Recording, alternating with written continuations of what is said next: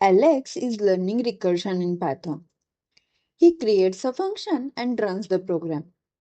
Everything looks fine, but suddenly Python crashes with an error. This error is called recursion error, and it happens when a function keeps calling itself forever. Think of it like this. Alex stands between two mirrors.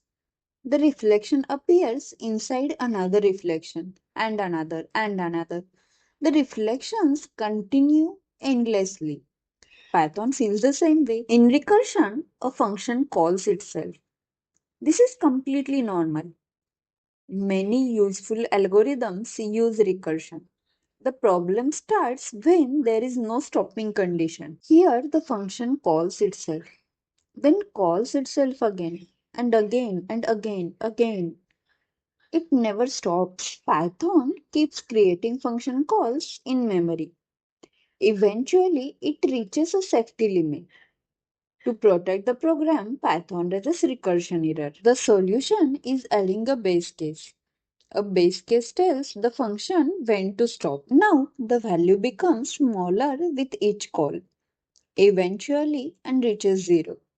The function stops and the recursive ends safely.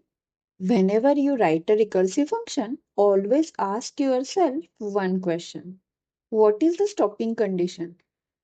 Is there no clear stopping condition? A recursion error is likely to happen. Whenever you see recursion error, check these things. Is the function calling itself? Does it have a base case? Will the recursive calls eventually stop? Most recursion errors are caused by missing or incorrect stopping conditions. Alex adds a proper base case and runs the program again.